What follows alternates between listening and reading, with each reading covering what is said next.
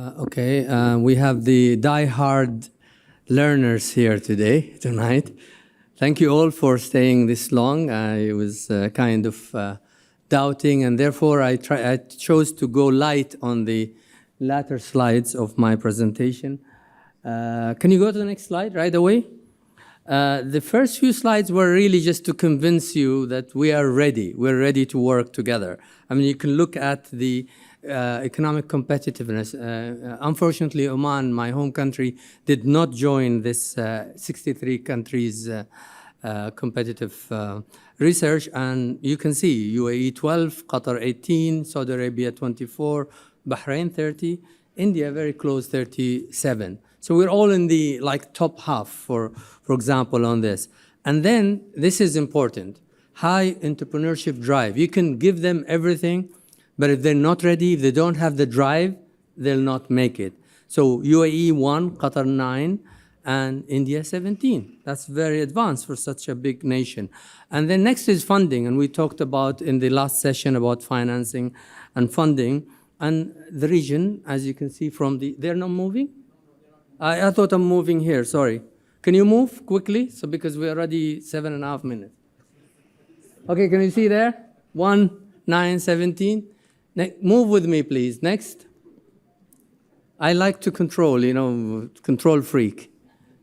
Okay, where are we now? Next, please. Okay, and this is very important. I think this has side effects as well. We have in the GCC, and I'm sure in India you have a lot of that as well, a holistic ecosystem that gives so much support that the side effect that not only true entrepreneurs at heart are using that ecosystem. You have the wannabe entrepreneurs, the people who think, oh, it's available, I just want to be entrepreneurs. That's actually not my term. It's a term that's used in research. Wannabe entrepreneurs are actually crowding out the scene and squeezing the opportunities of the real entrepreneurs. But who else do you have those? You also have what is called necessity entrepreneurs, people who are seeing entrepreneurship as a replacement for the job. Because they can't get a job, they go to all this ecosystem and get all the support and compete with the rightful owners of that ecosystem who are the true entrepreneurs, and they compete with them for space, for money, for opportunity, and for attention, because you can get really confused in terms of how much news is there about entrepreneurship. A lot of it is wannabe entrepreneurs, necessity entrepreneurs, and the real entrepreneurs get squeezed in the middle. So active incubating, but all of those are small. We should be, next please. I forget to say next. We want to be in the unicorn club. We want more unicorns. We understand that India is home for 100, but I heard today 123 already. So the number is moving up, and the region expecting to have 45. That's our region, GCC. Through Saudi research, we're going to have 45 unicorns. Those can change the scene. And I've seen what unicorns have done to Estonia. I've been involved with Estonia since 2012. And I have seen small companies go unicorns. Do you know that the Estonians, anything they do, it's a small economy, 1.3 million people. And the secret is they say anything we do it for the globe. So scalability is there from inception, from day one, from ideation, because they cannot afford to keep it local. So we need to think scalability. And what they do is they do solutions that you all know and have used. What's the biggest thing that came? Skype. Yeah, the Estonians don't travel a lot. They're only 1.3 million, but they made Skype long time ago. Then they also made TransferWise, right? Another big thing. And now Bolt. And more. So many unicorns from such a small economy, because they think unicorn, they think the globe, rather than think local economy. So I'm going to go faster. We need to go to unicorns next. We need to beat the best in class. and we need to dominate in a niche area, perhaps that is Asian-oriented. We can't be unicorns if we just copy. You know the story of Kareem versus Uber and Souq versus Amazon and so on. We have many of those. They will have some success, but we need to innovate to have a niche. We need to outperform when it comes to agility and scalability, and we need to deliver personalized customer experience. That's the future. These are the areas that we need to focus on to succeed. In the interest of time, I'll go fast here. We need to forge collaborative ventures to help GCC on the economic diversification, but help all funding needs and all aspirations of young, smart, genius talent from this country. And then we need to also have a holistic value chain. We don't look at delivery. We don't think, we take everything from ideation to fulfillment. And then we need to develop our skills, as His Excellency Ambassador Humaid said in the morning. We need to train more of the GCC nationals here rather than, I welcome the news of the IIT in Dubai, but I think they would do better coming here. As a trained software engineer, a lot of that skill is apprenticeship. You need to work with a mentor in a competitive environment like India to really learn to develop software. I want to move a little bit faster, so I'm going to jump because I'm kind of running out of time. So I want to just, with this slide, if you're going to go next, please. Yeah, I will remind you of something Abdullah Ba'bood spoke about in the morning. In the infrastructure scene, India was there very strong. And then it was, for us, it was the building the nation stage of our nation building. And then we moved into the service industry. Go to Dubai. What's the percentage of Indians there? It has gone to a very small percentage in the service industry, because we built all those big airports, we built all those that infrastructure, bridges and so on, and then we invited people from abroad to come to use it. But the people serving them, the people, the entrepreneurs who own the restaurants, who own those places are not from India. They're from many places outside the world. We must not lose on the experience phase, the phase that will depend on AI and fourth industrial revolution. Next, please. And to get there, we need to form alliances at a different level towards a more sustainable collaborative approach. Our approach was not sustainable.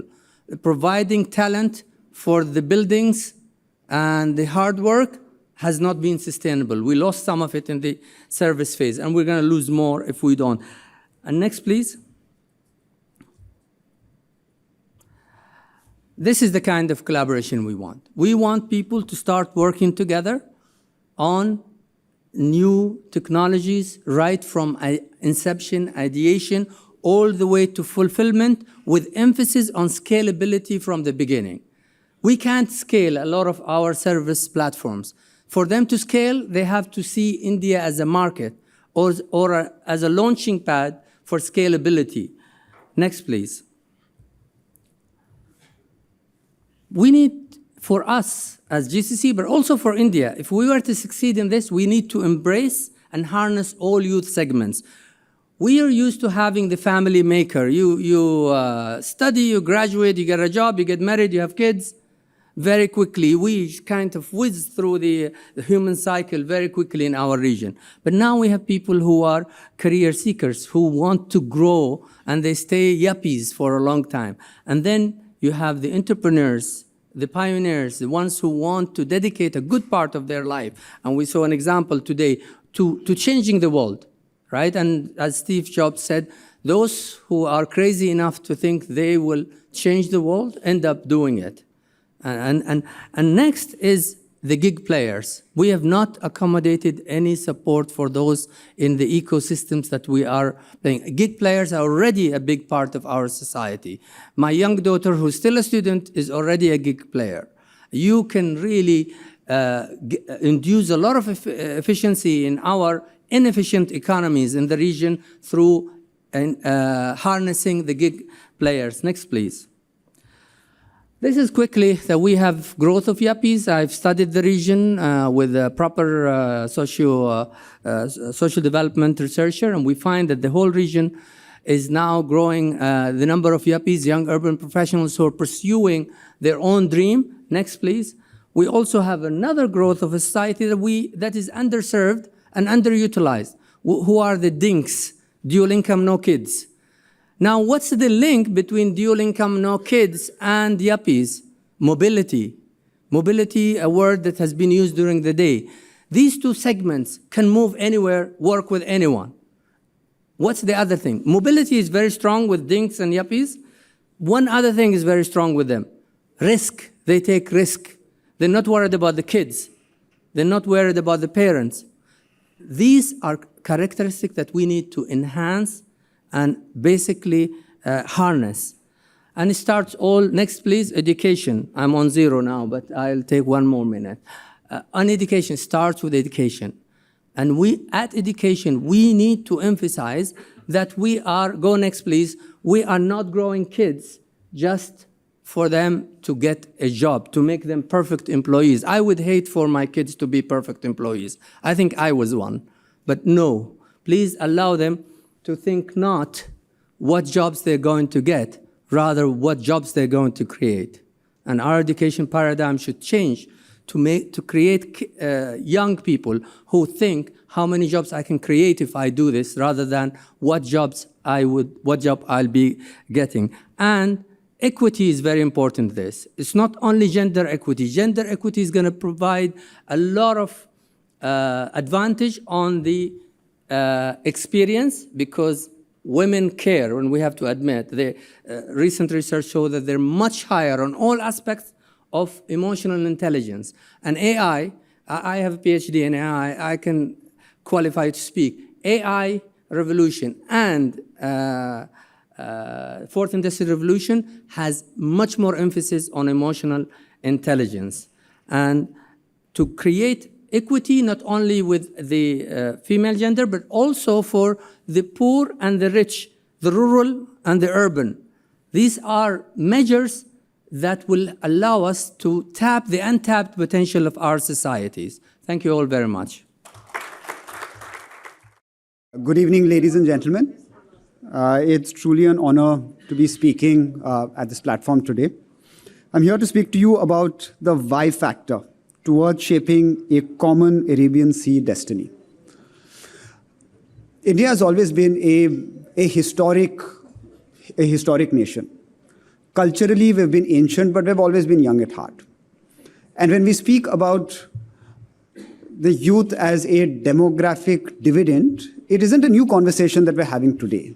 It's a conversation that was had even 25 years ago. But the difference between the conversation that we had 25 years ago and the conversation that we're having today is quite distinct, and I'd like to highlight why that is so. 25 years ago, the average young Indian was looked at as a pair of hands, a pair of feet, and a mouth to feed. The decision maker in the household was the oldest living male individual. Today, things are quite different. Today, I would argue that the youngest female adult, unmarried adult, has the greatest amount of influence in a family unit as opposed to anyone else. And 25 years ago, if you had someone speak about the youth in India, you would have someone double my age come here and give you gyan about what it is that young people want. At 35 today, I already feel ancient and I already feel too old to be delivering this lecture. And the greatest change, if I can sum it up, is to say that the burden and the responsibility of the future today lies in the hands of the people that are actually going to live it. It's true skin in the game. So what is it that 1/4 of the youth of the world, which is the GCC and India, can do to define a better future? We could probably speak about let's collaborate on a specific sector, let's collaborate on a specific project, but I had a different proposal in mind. Why not we collaborate on principles instead? If we lay out a set of principles that we can follow, we probably have a better shot at laying out a successful future as opposed to otherwise. And I've taken the liberty of laying out 3 principles: sustainability, inclusivity, and prosperity. Now, if I say sustainability on an ORF platform, the first thing that comes to everyone's mind is reduction of carbon footprint, the International Solar Alliance, and so on and so forth. That's not what I'm speaking about when I mention sustainability. It's important from a public policy perspective that we have a multi-generational outlook. That what we plan for today isn't limited to a sunrise and sunset in one generation, but stretches across at least 2 or 3. And we can apply those principles to something from as small as planning a city to something as large as SEPA. The second one is inclusion. Now, the best way that I think is to define what inclusion is to see what schemes and what missions have been undertaken by the Prime Minister of India. If I can list out a few of them, you will see a common thread across all. If you see that every single Indian must have a bank account, every single Indian must have an Aadhaar card, which is an identification number, every single Indian must have a bank account, every single Indian must have a household that has a gas connection, every single household must have drinking water, and we must be open defecation free. The common line that you would find across all of them is rooted in a single word which defines what the BJP's ideology is, which is Antodaya. Antodaya for the uninitiated is as simple as ensuring that the last man, the poorest of the poor, the weakest individual in society, every single economic policy or policy otherwise is designed around that individual. And if you see inclusion based on the policies that I mentioned, you will see a clear line and a clear thread through it. The last principle that I think is extremely important is prosperity. Now, when I say prosperity, especially to young people, especially with a Western tilt, the thoughts that come to mind when you say successful or prosperous is a $10 million bank account, $1 million house, and a Porsche parked out in the front. I mean, that is what you would probably define as prosperous. But I would like to change that definition in honor of the previous panel as well, to highlight a god that we have in India that we pray to, which is Lakshmi. Lakshmi is considered the goddess of prosperity. But it isn't an individual goddess that you look at. It's called Ashta Lakshmi, which is the 8 avatars of Lakshmi.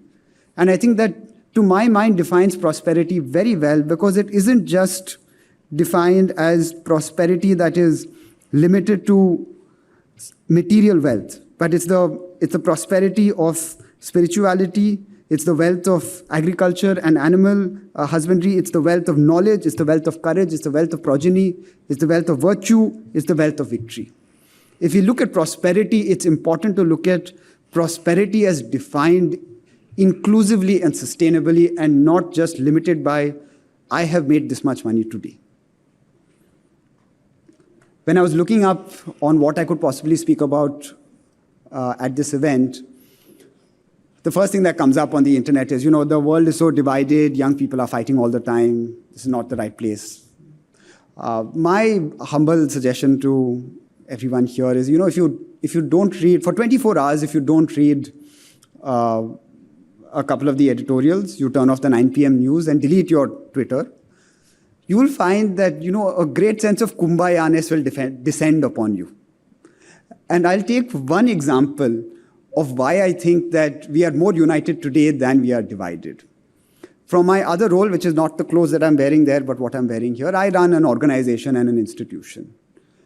In India, over the last couple of years, and just in the last year, we have over 107 unicorns that collectively have a valuation of over $340 billion US. As someone that runs an organization and an institution myself, I can tell you that unless you work in a united country, a united society, and have people supporting you, it is impossible to achieve it. So people that say that we're divided, I try to take this one example to say, forget about the numbers, forget about everything else. If you have to achieve greatness, you have to do it collectively. And that's why I focus on that and keep your Twitter deleted. how many of you have read this book called I read it in college. It was a fantastic book called The Confessions of an Economic Hitman. Has anyone read it over here? Show of hands. It's a fantastic book. For the people that have not read it, I actually had to pull it up because it was such a long time ago that I read it. I'm just going to summarize what the book says. It's basically a consultant from America, and his job at the firm, he worked at a consulting firm, was to convince leaders of underdeveloped countries to accept substantial development loans for large construction and engineering projects, ensuring that these projects were contracted to US companies. Such loans provided political influence for the US and access to natural resources for American companies, thus primarily helping local elites in America, making sure that the wealthy got wealthier and the poor got poorer. It's an autobiographical account of this individual, and the fact that it's not fiction, leads much to believe.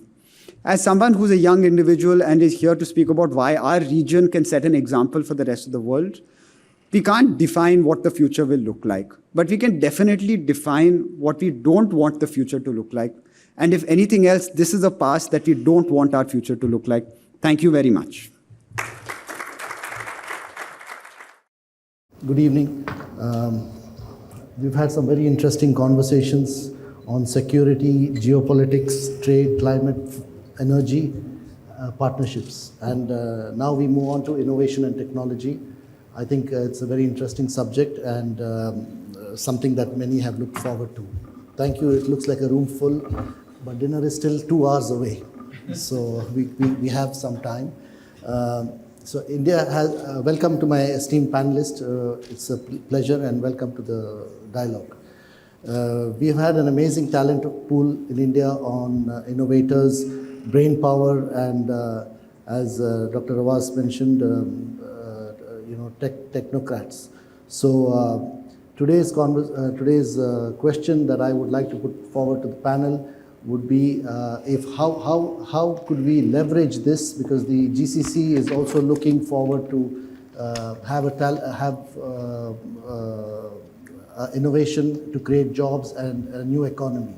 So my first question I would direct it to Dr. Rawas, that you already spoke and I'm giving you the floor again, to elaborate a little bit on how this synergy can benefit the GCC and India, and probably create a very good innovation hub that will last and be world class. Thank you very much for the opportunity. First of all, one of the important things that I missed out as I was rushing to do what is ideally a 20 minutes talk in 9 minutes, I missed out the valuation issue. One of the reasons why a lot of our young entrepreneurs are leaving India and the GCC to operate elsewhere is fair valuations.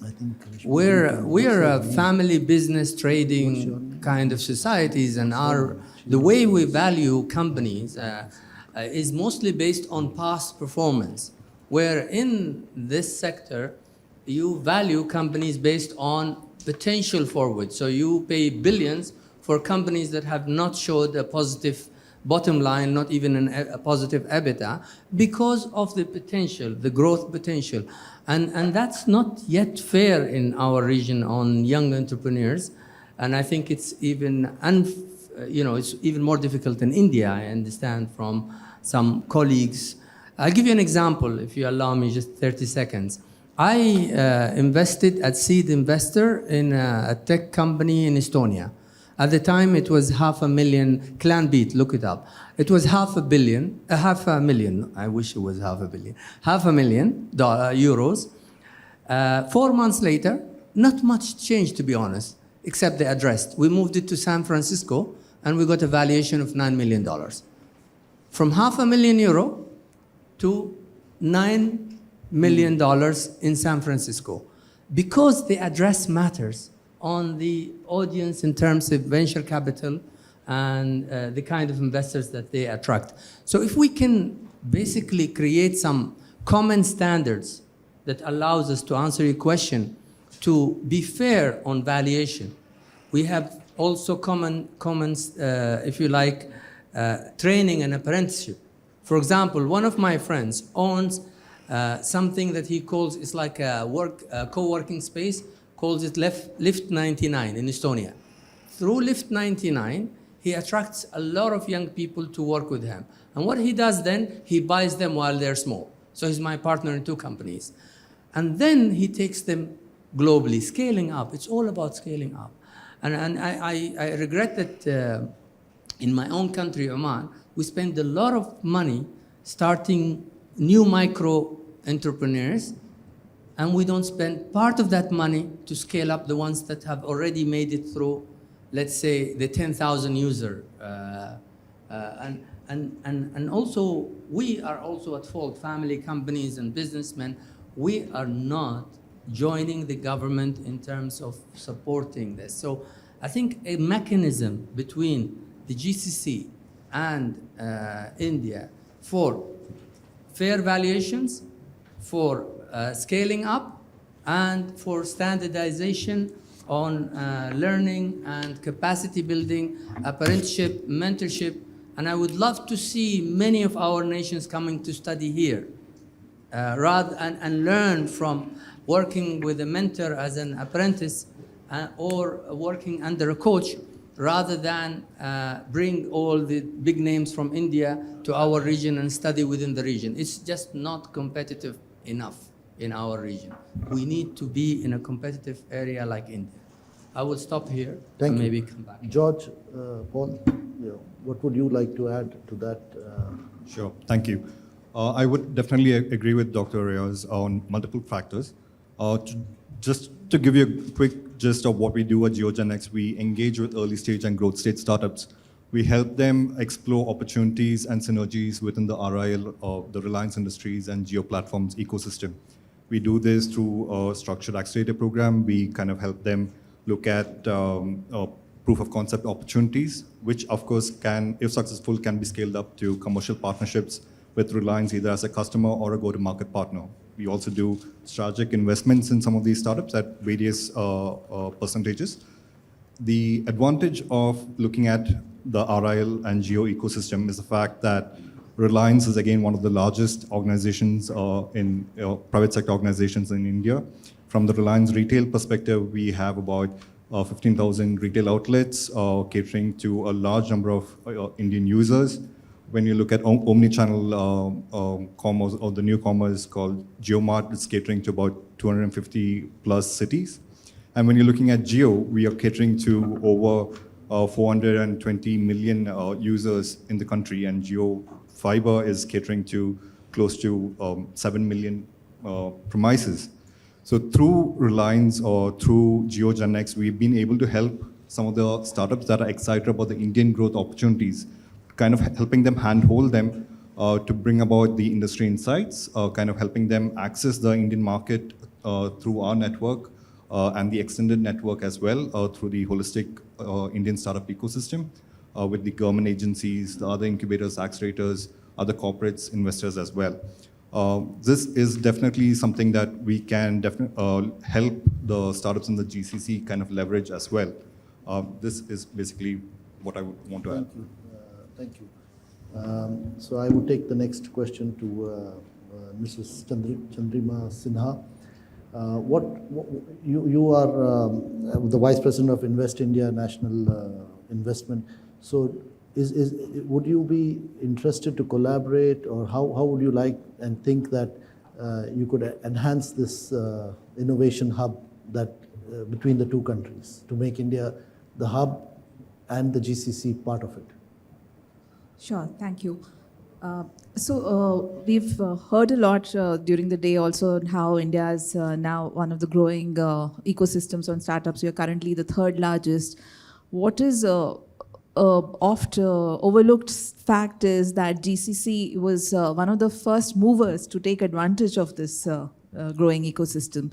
So they were the ones who provided the capital. Many of our startups have received funding from even the sovereign funds, the PE funds. So this collaboration has been in existence.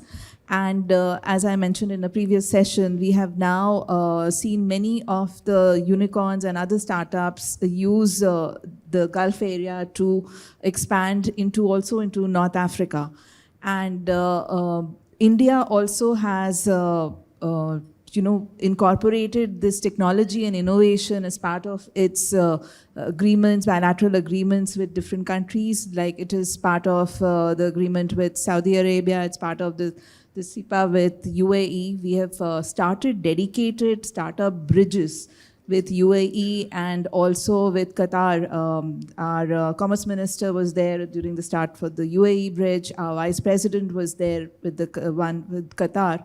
And these are very high-level, collaborations where both countries will cooperate to ensure that the startup ecosystem in respective countries collaborate. And so this has also enabled us to move beyond the usual food and agri-tech and energy tech, and now there's ed-tech, health tech, an entire whole host of areas, including software as services. So these are areas which the Gulf region can take advantage of. Plus, there's also a lot of learning in how India has expanded its ecosystem that the Gulf region can also study. One of the things that Mr. Rawas said in his last session echoes exactly what the Prime Minister said at the launch of the Startup India mission in January 2016. That we talked a lot about the demographic dividend that India is on with such a large young population.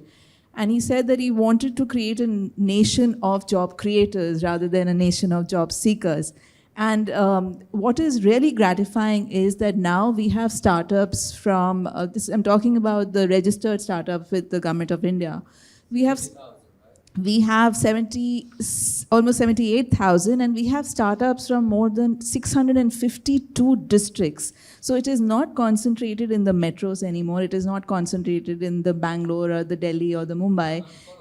It has expanded to more than almost 50% is now in tier 2 and tier 3 cities. And that is also largely with the effort that, the initiatives like the Atal Innovation Labs that have created tinkering schools, tinkering hubs at various schools, at all the high-level colleges, IITs, and we have actually undertaken a very mass movement to spread the word. And this is something that the GCC countries can also, but you talked about that we only have, I think you said 5 unicorns. So this message, it might be concentrated in your cities. You need to take it to the smaller locations as well. So that is something that we can definitely share the expertise on how to broad-base this movement. Thank you. So the platform is set. We have a very good platform for partnership. And as Dr. Rawas also showed us in his slides that the GCC is very keen and positive to move forward. My next question to Prachi would be that she's a startup in her own way. How would you think that, if once your startup takes off, would you be interested to collaborate with other countries in the GCC, and what support would you be looking at? Absolutely. So I actually have a journey of how GCC countries helped Cool the Globe become a startup in the first place. I think the biggest asset for any entrepreneur or any young person would be to have a vision of what is possible. And when I started out, I didn't want to build a startup at all. And nobody in my family is an entrepreneur. I knew nothing about this ecosystem. All I had is the question, what can a common man do about climate change? I'll just share a little bit about that journey. So I went to my parents and asked them, what do you think I can do? And we decided to begin from our own home. We decided to reduce our own greenhouse gas emissions by 10% to start with. So I started researching on which activities of mine are leading to most emissions. How can I reduce them? And most importantly, how can I measure them? Because if I can't measure the impact of my actions, I won't be motivated to keep doing it. Now, as I started doing this, 2 very interesting things happened. The first one was that I began to enjoy it. It almost became like a fun activity that I was doing with my family. And the second thing was that because I was enjoying it so much, I would share it with my friends, my relatives, and people started coming to me saying, this is what you're doing, you're doing something interesting at your own level, and we would also like to join in. And that's when I began thinking about how can I take this individual quest and get global citizens with me on it. And from this, we came up with the idea for Cool the Globe app, and we decided to build a platform on which people like you and I would come and try and reduce our own emissions by 10%.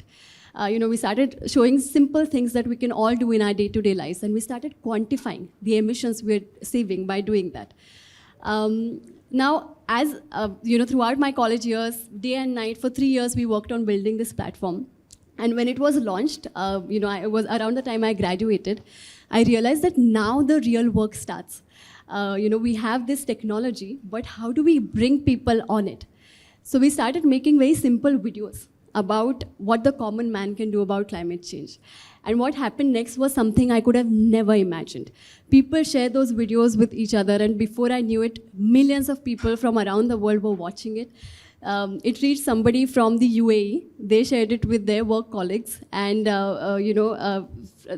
somehow I'd never even stepped into any of the GCC countries. Somehow our topmost users, second topmost users now come from the GCC countries, I never having been there. Then an interesting thing started happening is that a lot of entrepreneurs, a lot of very important people from the GCC countries started calling me up, started emailing me saying that you're doing something interesting, let us support you, let us help you out. So at that point, I didn't know what to do with what we've created. We had a lot of citizens on this platform. I didn't know which direction to go after that. So I had a couple of mentors from Dubai, in fact, who told me, do you want to make this big? Do you want Cool the Globe to be used by every single person? Then you must treat this as an entrepreneurship. You must figure out how are you going to sustain it, how are you going to make this reach every single person. They facilitated my trip to Dubai, and a couple of months ago, for the first time, I stepped into Dubai for the expo. And suddenly my vision of what is possible expanded overnight. I felt like I'm in a simulation. The long skylines and the big buildings, nothing like I'd ever seen before. And I spoke to my mentors that come here 40 years ago. They said none of this existed back then. So Dubai, I feel it really opened my eyes to what is possible in the world and where can I take this innovation that I started at my home. So that's why I believe that the biggest support you can provide us is money, of course. But even bigger than that is to show what is possible to do with our innovations, is inspiration. And so I also shadowed a couple of social entrepreneurs that I really looked up to, and what I learned from that experience was something that is unparalleled. So I think, like you suggested, exchange programs for entrepreneurs to visit each other's countries and see what is the international potential of what we have started. I think that is one of the biggest values that we can get. Thank you. I think the slogan in Dubai is, if you think you can, you will. So I'm moving to the next speaker, panelist, Mrigna Tripathi. He has a very interesting, as interesting as his name, he has a very interesting title, which is actually called Chief Growth Officer. So that implies that there's only one way up, and that is growth. So I would ask Mrigna to take the floor and tell us his thoughts. Thank you.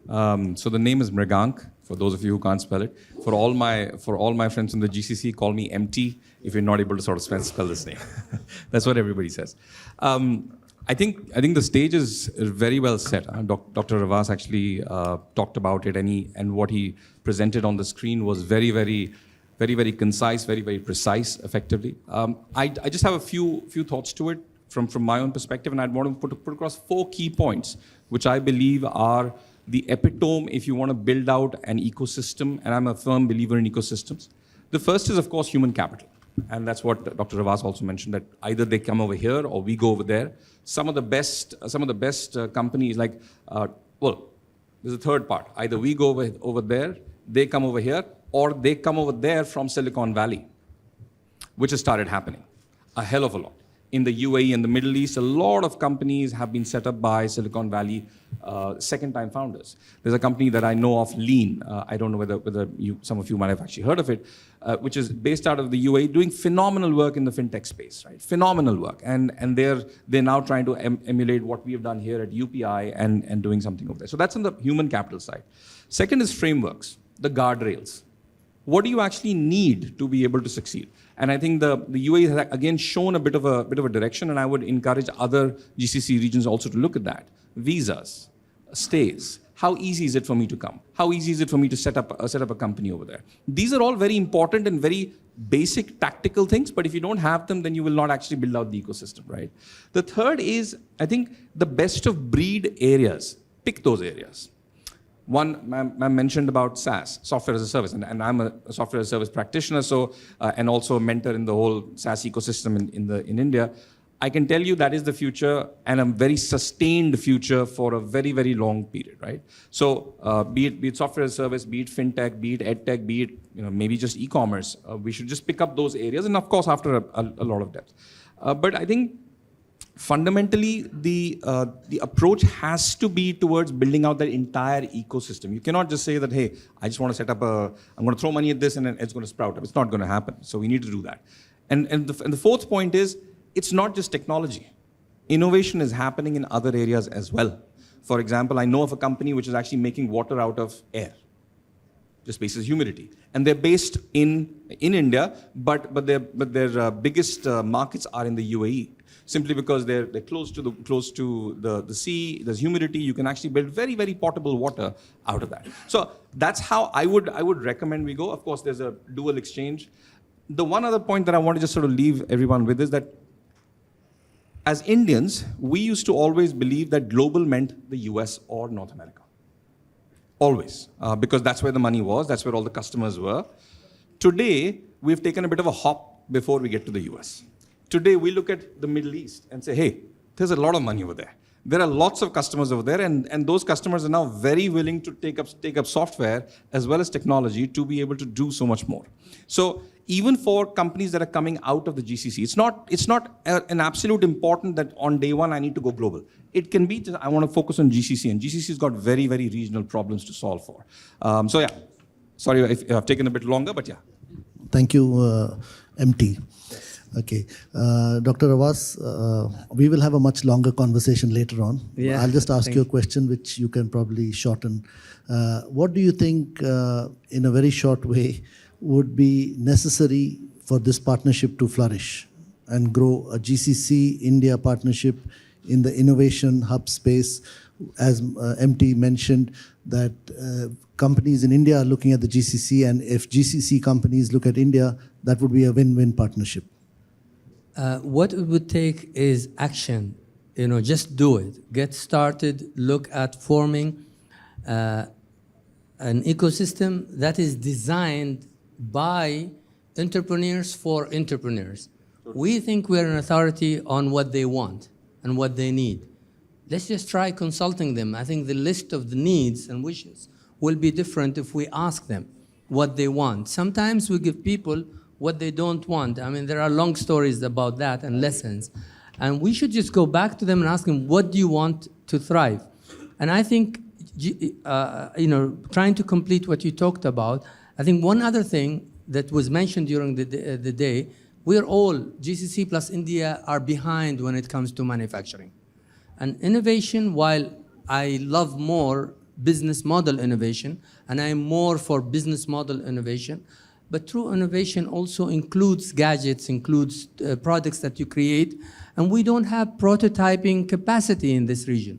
We don't have prototyping capacity. You know what happens for GCC prototyping? It goes to China, and you know what happens when you send something with the exact design to China. Yeah, it comes back with a faulty product, and then they create a very good product that you see. So we don't even have prototyping capacity. So let's go back to these kids. I mean, the first thing I would do is go back to them and tell them, what do you want to succeed? And what do you want to work together? And we need to also remember that it's not, I think you both mentioned funding and the money in the GCC. I think the GCC should also look at India and the continent of Asia as a big market for scaling up, because our problem is scaling up. I think it was the Minister of Finance of India who said about 6 years ago, we had a meeting in Dubai, and he said that 70% of the global PPP, purchasing power parity, is in Asia. The problem is when you divide it per capita, we have India and China, and then the per capita is small. But still, the purchasing power of Asia is 70% of the global purchasing power, yet we are not using the niche to create special experiences for Asians in general, but maybe we can start with Indians. 1.2 billion is a big enough market. So I would say first thing is listen to them, ask them what they want, what would be the component of an ideal collaborative framework, and build it. Thank you. George, if you would have to go into the Gulf, what would you be looking at, and how would you look at it as a strategic alliance or partnership? What would you be looking at that would make things easier for you to go into the Gulf and vice versa? There are necessary policies, agreements, MOUs, startup bridges already in place. However, we have also seen an increased flow of startups and startup investments across the region. However, in order for us to drive the success rate and sustainability of these partnerships, it is equally important for us to help understand the opportunities through market insights that kind of highlights the gaps in the market, the kind of challenges that the region is facing, and the opportunities as well. We also should be able to provide a launch pad or the soft landing pad that kind of helps these startups to enter these new regions with ease, focusing purely on what their expertise are, rather than looking at the administrative aspects, or rather than looking at the legal or statutory compliances, etc. This can be again augmented by kind of connecting them to the necessary service providers, helping them connect to the domain experts and the mentors of that specific region. What is also important is access to the customers, and by customers, if we are able to provide a necessary sandbox or test environment for deploying these startup solutions for the regional market, you're able to kind of bring in the feedback and work that into your product innovation or the process innovation as well. We are also looking at enablement of connecting to customers and businesses, and also connecting to the investor community as well. So apart from all these, when you're looking at establishing these startups and helping these startups scale, you also need to connect them to the key ecosystem enablers and other stakeholders in the ecosystem as well. So this is basically what I'll be looking at. Thank you, Paul.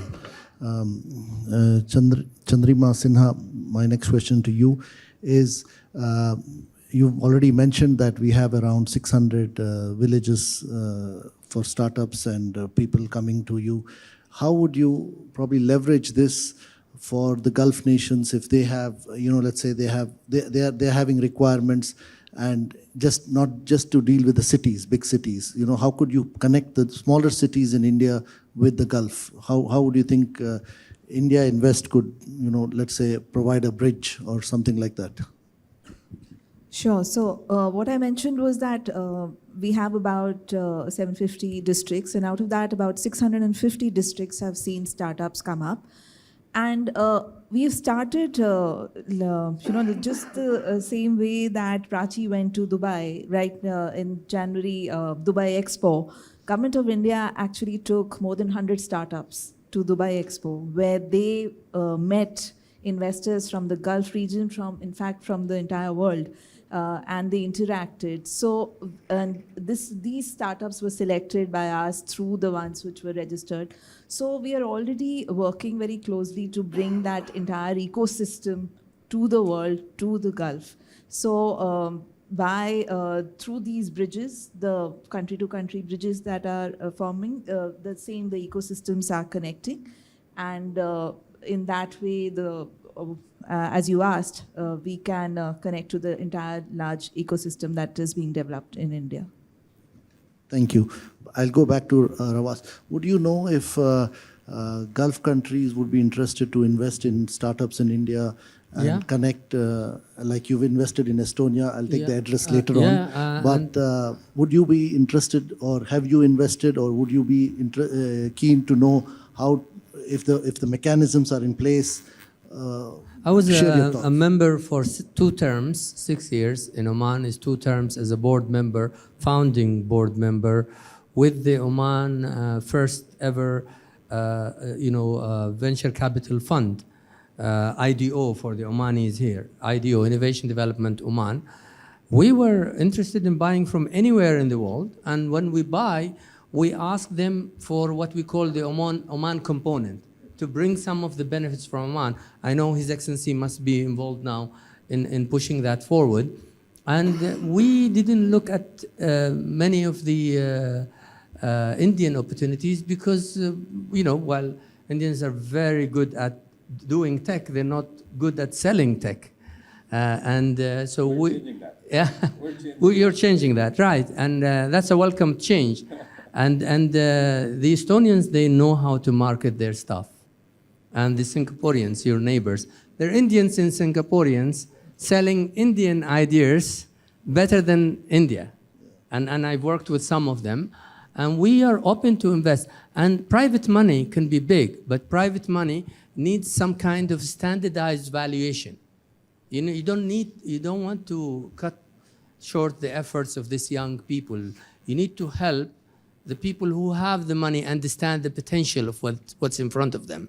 So I think some kind of sales and marketing that instead of the enabling, just help them to go. That's what happened with the, I remember when I came back from the States to Oman after 12 years abroad, one of the first things I did is visited all the IT parks in India, including the Millennium Park here was still being built. And what I liked about the one in Bangalore at the time, they were big on marketing, legal advice, and tendering support at the time. And that helped them grow more than anyone else. I went to the one in Chennai, I think it was called Tidal Park. They were not big on sales and marketing. So they were not winning on the German bids. They were not winning on the US bids. So marketing, more marketing. Yeah, thank you. I also like the sandbox. Yeah. It's sandboxing and prototyping. Okay. My next question will be to MT, and then we turn the floor to questions. I know a lot of GCC firms are investing in the West, especially US, who are then investing into India. So this kind of investment is because probably the mechanisms and the marketing is good.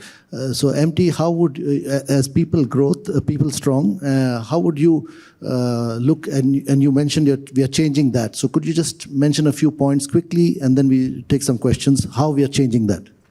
Sure. I think, firstly, the change is also systematic. As an ecosystem, we've evolved quite significantly, right, in India. Till 5 years back, there were no standard, till 5 years back, it would be unheard of to get a 50 million seed round in India. Today, it's fairly commonplace, or at least it was till some time back. So it's also a bit of an ecosystem evolution, and I think that's how the system has actually gone, because now you actually have second-time entrepreneurs who are coming in, who've had successful exits, and they've seen certain things. So I don't think that overall ecosystem can actually be rushed. However, what we have also seen is that because the India market itself is so large, for certain type of products, not necessarily for everything else. If you look at a Freshworks, for example, I'll just name a company, it has now done an IPO in the US because they were so good at selling from India to US companies that today their biggest competitor has said, guys, I give it to you, you've done a brilliant job of just selling, and you've taken away customers of mine who are the biggest ones. Salesforce today is actually trying to go after them. So the whole approach, the systematic approach of sales, marketing is a different element altogether. And I still give a hat tip to the Americans from a marketing perspective. They're always great at branding. They're always great at positioning. They're always great at that. Selling the potential. But the actual sales activity, the rigor of sales, I think we Indians have sort of completely beaten off everybody on that. I do agree that from a marketing perspective, there is a bit of a route to go. Thank you. We'll take one question, and then we have to wrap up time. Would you like to answer that?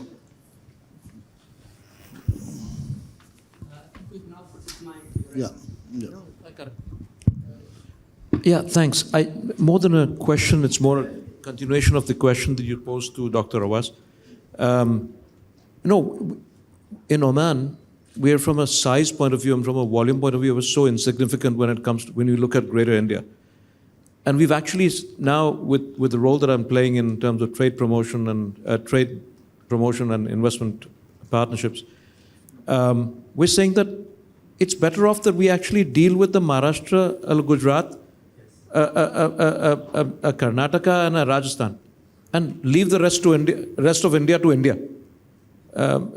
Just the whole of Oman put together is Mahalakshmi and south of Mumbai in terms of population. So let's not try and think too big, too loud. Let's just be a little more focused. And that's why I wanted to come in, Chandaka. We'll interact more after we'll take it offline. But I think let's just be a little more pragmatic in how we address this. Let's just look at smaller, even I would say, sea towns of India would be more in line with the mindset that we have in Oman. I'm being very honest. I like that. And I want And to be add also, very brutally honest about the it. good thing about Oman, we have no illusions about our size. You must dream big. Mr. Rawas, you must dream big. That's what we learned. Please go ahead, and we are wrapping up. Absolutely. I mean, it's not just in startups. In fact, even in manufacturing or anybody selling, their products. That is why India is now the market that nobody can ignore.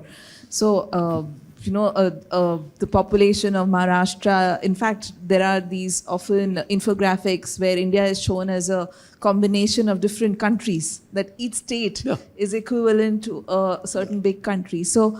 Point well taken, but each of these startups are also trying to solve a particular problem, which may or may not be applicable to a GCC country or even the rest of India. While, as Mr. Sir said, that Estonians start their ideation by thinking globally. That is something where our ecosystem is still evolving because we started late, but we hope to get there soon. So. Thank you so much. It's been an excellent panel and well answered, and I hope it has been of benefit to the audience. Thank you so much.